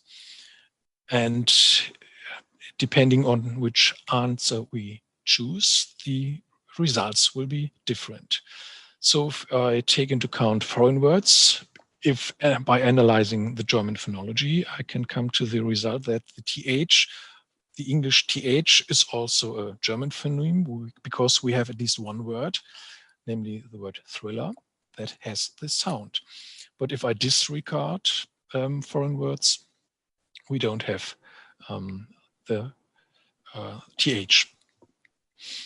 So it is quite difficult to come to a good delimitation of the vocabulary, the lexical base that we use for applying the method of minimal pairs. And consequently, there can be given different answers to what the phonological units are. Another aspect is that I can say, well, this is a unit, but a colleague of mine says, no, this is not a unit, it is a sequence of 2 units. Or the other way around, I can say this is a sequence of units, while a colleague says, no, this is rather regarded as a single unit. So I don't know if there's a clear way to distinguish what a better answer would be in a specific case. But these are general questions, problems for the method of minimal pairs. I regard minimal pairs as a heuristic method to approach the set of phonological units of a specific language, but the results do not count as a proof, but merely as a hypothesis. So I have a hypothesis as to the phonological units of German, and I can present this hypothesis to colleagues who know German, and they accept my hypothesis, or they will not accept my hypothesis and have other sets of phonological units. What are the requirements for minimal pairs? We know that not all pairs are good minimal pairs. The traditional view is that 2 words have to be different in meaning and in sound in order to be possible minimal pairs. In view of linguistic realism, I would say these 2 words have to be different in meaning and in phonological representation. So I do not use the word sound because this is a rather unclear or vague term. It rather pertains to phonetics than to phonology, and I'm interested in phonology, of course, but the difference is not so large. I will give you 2 pairs of words that do not count as minimal pairs in German for clear reasons. The first pair of words are these. So I assume that most of you do not know German. This is spelling of one word, and this is the spelling of the same word. These words mean harbor. And what I mean is that they can be pronounced differently, and they should be given 2 different phonological representations. I can have in mind a representation, let's say for this one, with the vowel schwa, and another representation without schwa. I can also pronounce these 2 representations I have in mind. I can pronounce these representations in a way that listeners know which of the 2 representations I mean, at least people who know German. I'm not sure that you can hear the difference if I try to pronounce them differently. It depends on how important the vowel schwa is in Russian. I have no idea of that. So the first word is meant to be Hafen. The second word is meant to be Hafen. There's only a small difference, but a difference that would have consequences for the phonological representation. So in the first word, we have 2 vowels. In the second one, we have only 1 vowel. So we have a difference in sound, but no difference in meaning because both words mean harbor. These are variants of the same word, phonetic or phonological variants. Interesting for stylistics.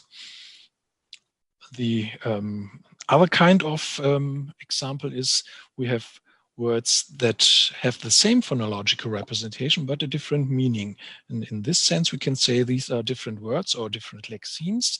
We have the words Bank and Bank in German, so I've tried to pronounce them in the same way. The first word means bench, the second one means bank, so quite different concepts. And of course, these are not viable minimal pairs in German. If I employ this method of minimal pairs, I arrive at a number of phonological units that have the potential to distinguish meaning. I will sketch 3 kinds of units that are different from phonemes, and then have a closer look at phonemes, particularly at vowels. So what kinds of units do we have then if we regard phonology in this way as an abstract concept meant to distinguish meaning? The first one is intonation. Intonation is always present, but only in some cases it is clearly meaning distinguishing. This is not well studied in German linguistics. Intonation is well studied, but not intonation as a phonological unit. I've given these data in orthographic representation, 3 different sentences, the same words, different punctuation marks, and these punctuation marks may show that a different meaning is implied in these cases. The translation makes clear what I mean. Now I try to intonate these 3 different utterances in different ways so that the meaning comes clear. The first one is du kommst heute, unclear intonation. The second one is du kommst heute, with rising tone at the end of the utterance. And the third one has extra stress on one of the words. Either word is a good one. For instance, du kommst heute, or du kommst heute, or du kommst heute. And then we have this intonational difference. So intonation could be a phonological unit, at least some aspects of it.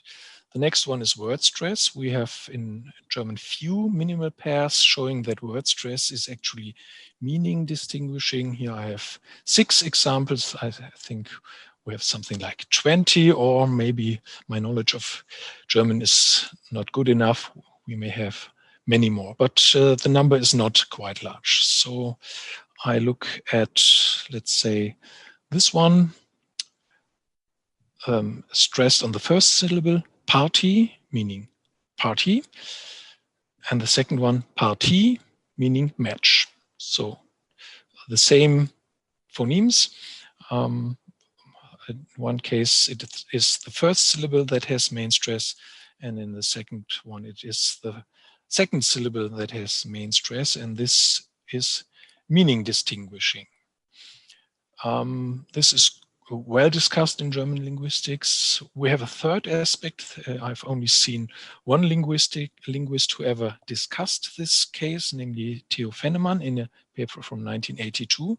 Syllable number may be meaning distinguishing. We have these 2 words that, if I give a phonological representation, would have the same phonemes. And the first word means very. The second one means a seer, so someone who sees. The first one is pronounced as 1 syllable, seher. Second one is pronounced bisyllabic as seher.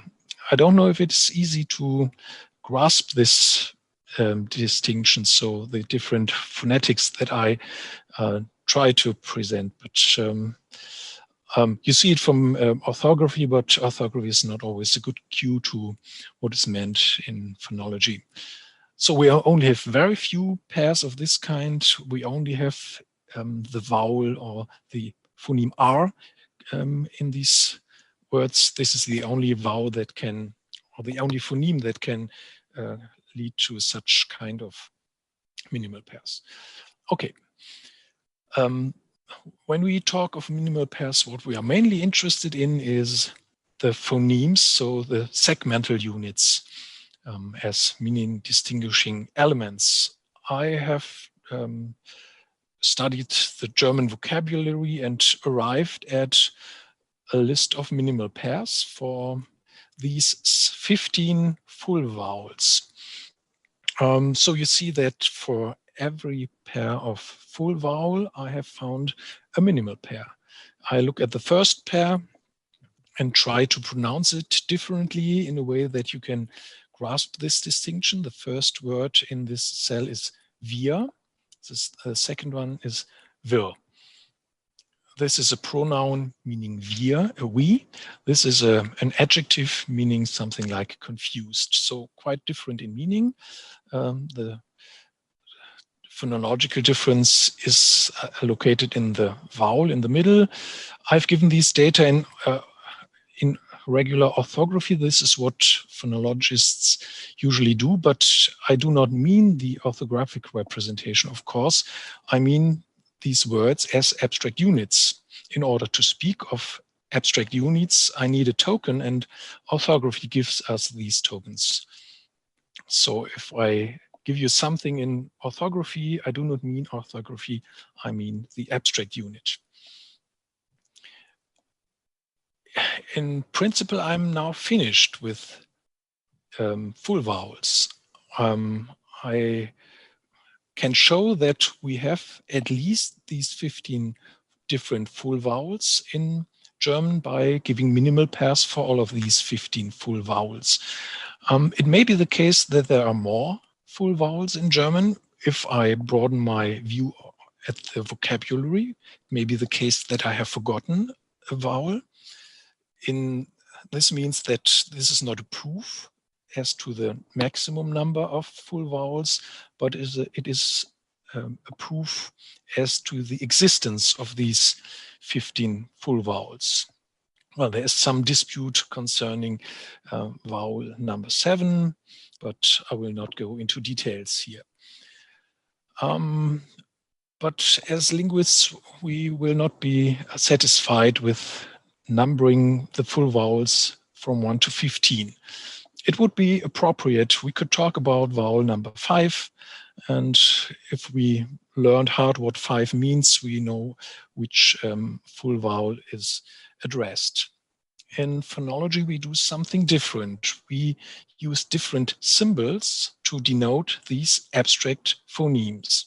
We do not use ciphers, as I have suggested here, but we use a specific writing system that supplies us with a number of symbols or signs that we can use as symbols for phonemes. And this writing system we use is the International Phonetic Alphabet. Its name is alphabet, so it is clear that it can be regarded as a writing system. Why do we need this IPA chart? Because it is not good to number the phonemes, because it is hard to always know what we are talking about. Number 12 doesn't say what it means. So it is better to have a symbol that says in a way what it means. This is why we use IPA. What is IPA? So we have here a list of vowels, possible vowels in all languages. IPA gives a list of 20 or 30 signs for vowels in different languages. And this is some kind of iconic representation. It is a kind of abstract picture of our vocalic tracts. So we have something like front position of our tongue, back position of our tongue. So we can see these vowel symbols are organized according to their phonetic properties, to their articulatory properties. We are now on the way to find good symbols, and phonetics is a place where we can find such symbols, because phonetics is in a way good to understand. We can reflect on articulatory properties in the first place. So now I try to find the appropriate signs for the different vowels in wir and wir. So for my two different full vowels 1 and 2, what do I do? First, my base is standard language. I try to speak standard German and not a dialect. Next, I try to pronounce this vowel in a normal way, whatever that means. An unnormal way would be with full mouth or by singing. Maybe I try to articulate this vowel in isolation. So the vowel in wir is I, and this is located here, where IPA gives this symbol. And so I choose this symbol for my vowel number 1. The other vowel is located here. So I use this symbol for my German vowel number 2. The IPA characters thus are conventional symbols for abstract units of language systems. And if we all work in the same way, we can compare our different languages. So if you have a vowel that is pronounced here, so you have a meaning distinguishing element that you characterize as a vowel, and you see that it is normally articulated at this place, you will choose this symbol for this vowel, and then we have the same symbol for phonemes in both our languages.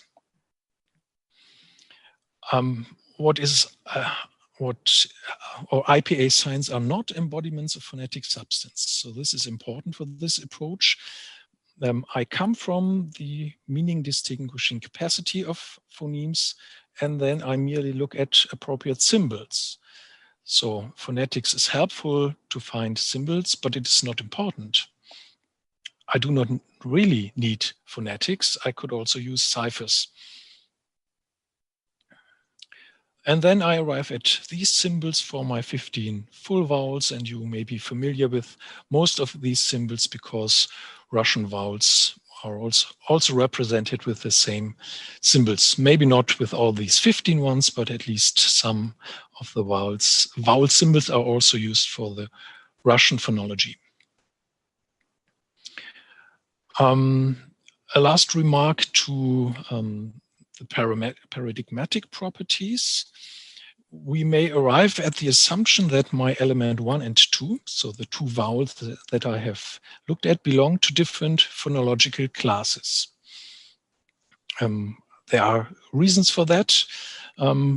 Let's say we assume these elements belong to different classes. Then we need names for these different classes, and we can choose from different options. In fact, German phonologists have employed a number of names in order to distinguish elements from element 1 from element 2, or the class that element 1 belongs to from the class that element 2 belongs to. The usual way to distinguish these two classes is to say we have long and short vowels, and this is also what you do in Russian phonology, as I have learned from Skrebnev.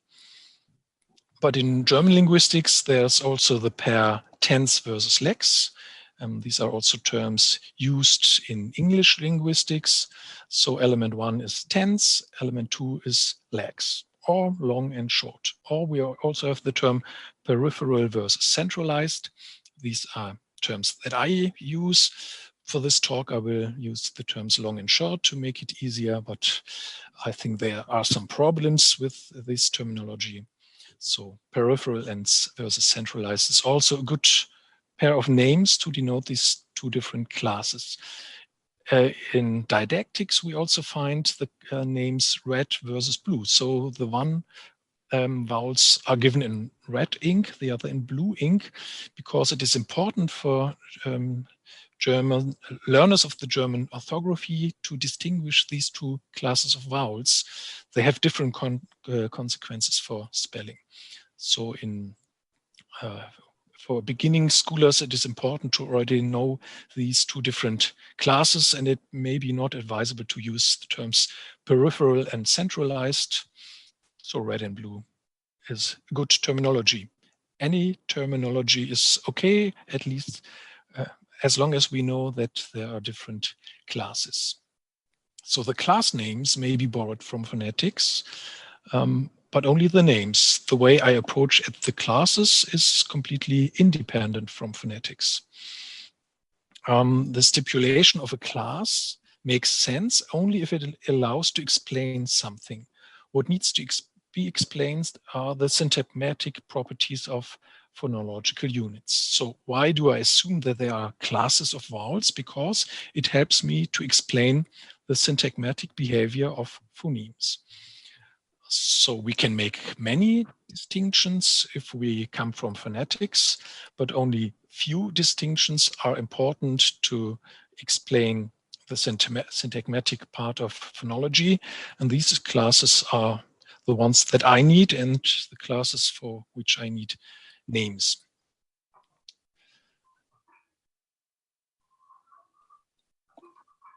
Now to the final chapter of my talk, which I will make rather short. Syntagmatic phonology. We want to explain, or we want to give a model of the possible combinations of phonemes. Some combinations of phonemes are good ones, other are wrong ones. So we have something like a grammar of phonology, which elements can follow each other in which order and which elements can not follow. Language systems that have the same number of full vowels can have different rules how to organize these elements in a row. If we want to have a model, I think it is important to have a domain in which this combination of phonemes applies. And this domain may be the syllable. It also may be something like a phonological word, but I think we need at least the syllable or something like a syllable in order to explain what is a grammatical order of phonemes in German and what is an ungrammatical one. In German, we can have many phonemes contained in one syllable. We can have 7 phonemes in one syllable, which is quite a lot compared to many other languages. A theory of syntagmatic phonology is quite complex. I think it needs many sub-tools, and I have a conception of syllable phonology, which I have first presented in my dissertation from 1996, in which I have a hierarchical model of the syllable with onset and rhyme, a CV tier, minimality and maximality for the syllable, the concept of exasyllabicity, ambisyllabicity, sonority, and furthermore phonological constraints. These tools that I use are not new. They are already present in a number of approaches in the paradigm of generative phonology, and some are even much older. For instance, sonority has already been discussed in the late 19th century, and it may have been already present in Indian antiquity. So no matter where these sub-concepts come from, we can use them in any theory or in any framework we use. I will first have a short look at sonority. My sonority, or let me say a word for these sub-concepts. If you know theories of phonology, you know what I mean with these concepts, or you have an idea what I could mean. If you do not know theories of phonology, you do not know what I'm talking about. So for those who do not know phonological theories, my general aim is now to show how we can model the syllable in a phonological theory, but I will not go into any detail. I will show you details, but I will not discuss them. So my sonority hierarchy looks this way. The main idea is long or tense vowels are in a number of theories related to 2 positions on the CV tier. If we follow the idea of sonority, this means that these 2 levels or these 2 positions on the CV tier must have different values for sonority. So the idea of my paper from 2005 is that we have segments with inherently falling sonority. So a tense vowel or a long vowel is a vowel that is connected with 2 different sonority values. And other details are also given in this hierarchy, but they are not important for the moment. The syllable as a model looks this. We may be more used to look at tree diagrams. I always have technical problems in preparing tree diagrams on my computers, so I turn to charts. But now I think it is also preferable to have charts like this. So first we have the level of the syllable. The syllable consists of 2 parts, the onset and the rhyme. The onset has specific positions. Let's call them C and C. The rhyme has specific positions. Let's call them V, C, and C. And this is simplified because other positions are also possible. This is the level of the phonological representation. If I analyze a specific syllable, I give a notation on this level, or you could say it is a phonetic transcription. And here is the level of sonority. Sonority means from the beginning to this position, sonority must rise, and from transition to the end, sonority must fall. If it does not rise and fall in this way, there is a wrong syllable. Here we have the word Kreis in German, given in this way, everything is perfect.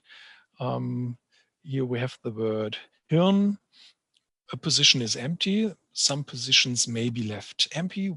We need to have rules to allow emptiness.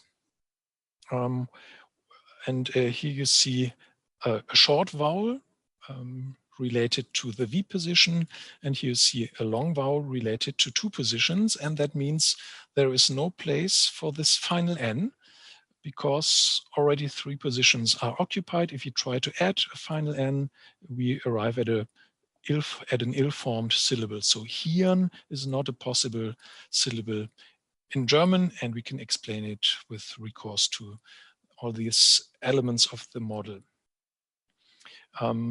We have the word Heil with a diphthong and a liquid following that. It is not possible to have the same diphthong followed by the vocalic R, because these elements have the same value of sonority, so this is wrong. I cannot pronounce this word in German as monosyllabic. I can say Haya as a disyllabic word, but it's not possible to pronounce this in one syllable. And the last example, here we have the nasal consonant M related to one position, and the velar nasal has different qualities in German. I think it should be related to two positions, and that means if we have the liquid L, there's no place for the velar nasal, and the word Film is impossible. I can say film, but I find it very hard to pronounce Film. This is not German, although we merely have two different nasals. So I think I will skip these, but have a look at this picture as the last part of my talk. All I'm talking about is the phonological representation. You may be used to call this the phonetic transcription, given in square brackets, but from the viewpoint of surface phonology, this is a phonological representation. The phonemes are given here, and these are three different words from German. I would pronounce them as Rand, Ränder, and Randes differently. They have different phonological representations. How can we pronounce them? In many different ways. If I can pronounce them slow or fast, louder, with full mouth, with a different voice. I cannot pronounce them with a different voice. Others can pronounce them with a different voice. So we always have different speech signals, but we mean the same phonological representation. So in this way, the two levels are connected. This is the level of phonology, and this is how I can use these elements. I can utter words with phonetic tools or in phonetics.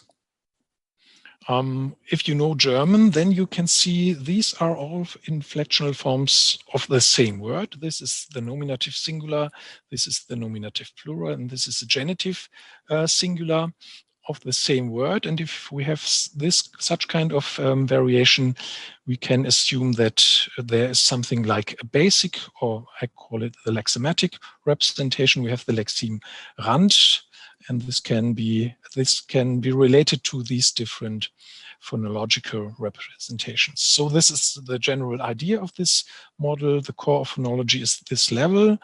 I state in my well-formed conditions what are the conditions for well-formedness of elements of syllables on this level. And as a next step, I can look at lexematic representation if I like to do so. Let me conclude. A theory of language, of the language system, is a model theoretic reconstruction of language as an abstract object by specific formal means. And theories within the same paradigm may have different formal means that they use. A theory of the language system is language specific. So I analyze the German language and I give details about well-formedness of the German language, but the formal means I use, they can be also used for the analysis of other languages as well, for instance, for Russian or English. Using the same theory, this is what I've said, to analyze different languages enables the comparison of languages. If you want to compare German and Russian, for example, we need to have the same theory. Otherwise, it is not possible to compare languages. And finally, the language system has to be analyzed with different methods than use of language and knowledge of language. So studying language as a system is the core of linguistics. If we know enough about the language system, I think we can use this knowledge to study other levels, namely knowledge of language with methods appropriate for mental objects and use of language with methods appropriate for empirical objects. So now I'm through with my talk, and I thank you very much for your attention. Thank you very much. And I know there are a few, yes, thank you.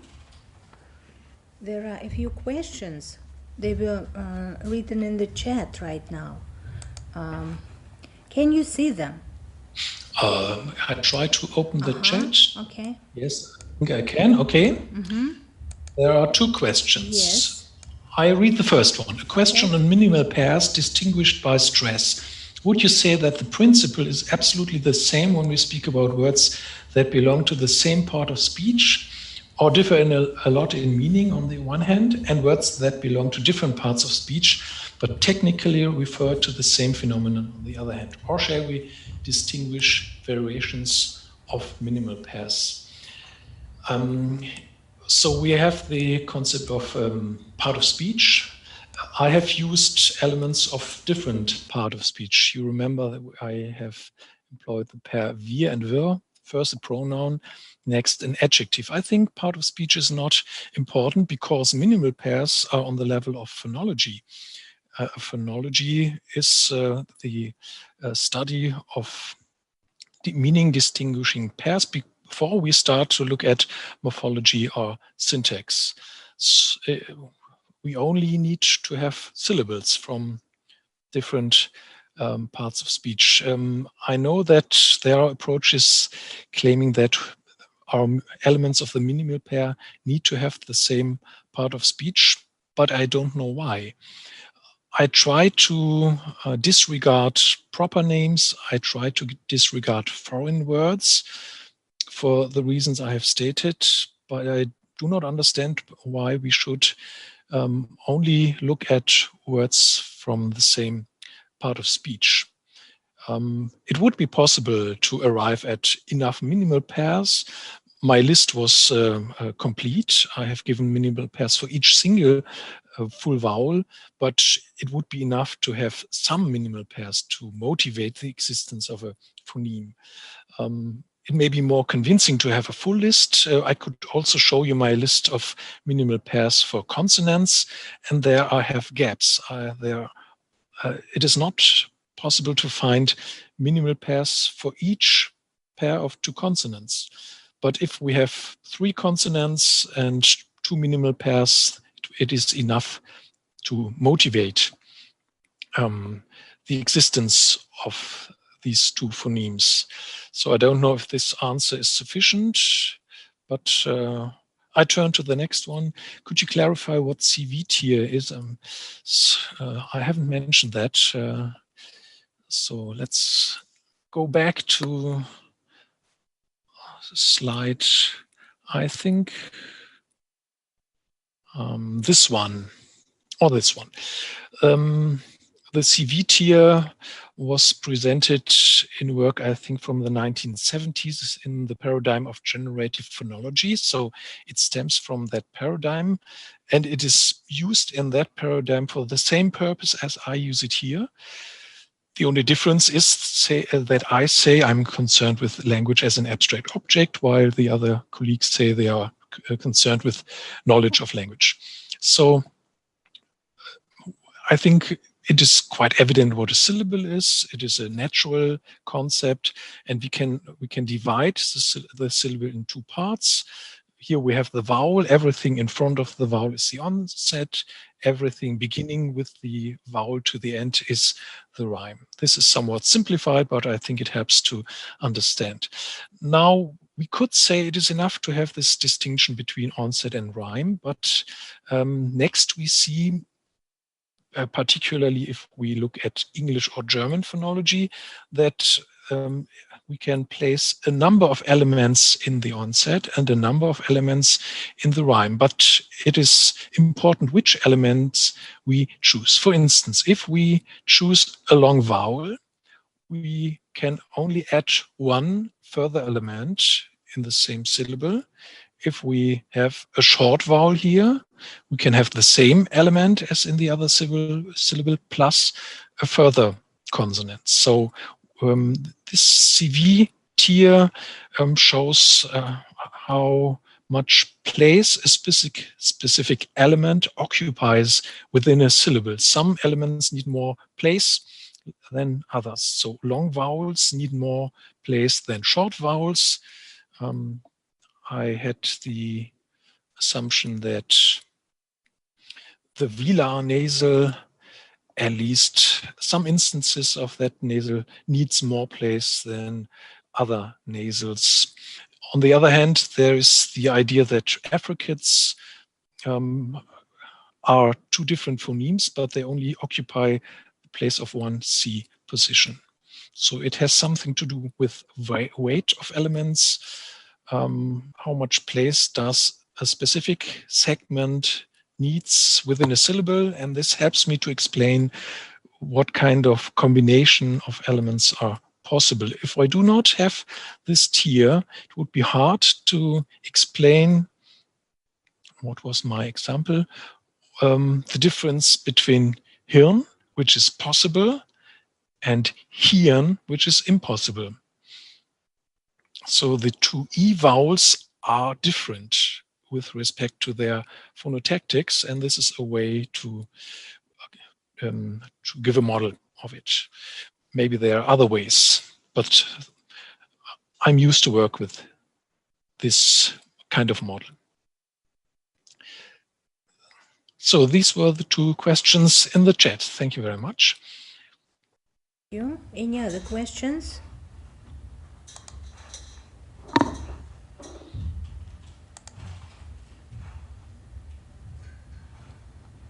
No, I can't see any. So I think it's already late in Nizhny Novgorod, and I can assume that the participants are already tired. I'm not, because it's not that late here. We have 3 o'clock in Braunschweig, where I'm now located. it's And 5 o'clock where you are. Yeah, it's 5 p.m. right now, 10 minutes past 5. Well, if there are no questions and no comments, I would like to say thank you on behalf of the listeners. I would like to say thank you for the informative, very thorough and interesting talk on the topic that might be familiar to the majority of the listeners, but quite a new view on this. Well, yes, thank you. We can see in the chat people are giving their reactions. Yes, they're saying thank you. And I would like to say special thanks to you for your very detailed analysis of Yuri Maximovich book. Yuri Maximovich, yes, Skrebnev's book, Fundamentals of English Stylistics. I'm sure that maybe our students know them, no, not by heart, I shouldn't say so, but they're quite familiar with this material. Thank you very much again for this, well, for reminding, yes, us this fundamental concepts of his theory. Thank you very much again from Елена Нажевникова. Yes, our colleagues and students are saying thank you. Well, if there are no questions, then I would like to say thank you, Martin, for our collaboration, for your readiness again, and for consent to take part in our pre-conference event that took place 2 weeks ago and today again. I'm sure we enjoyed it today as much as we did last time. Thank you, and I'm looking forward to meeting you again online and maybe not. Maybe I will come to Nizhny Novgorod. Yes, you're very welcome. Or you will come to Braunschweig, which is also a nice place to visit. I would also like to say thank you very much for inviting me and for giving me the opportunity to present my ideas on phonology. And I hope you have an interesting conference today and tomorrow, I think. And all the best for the end of the year and for the new year 2021, when everything will get better. Yes, we also hope so. So we won't pay any attention to these difficulties that arise. Well, no.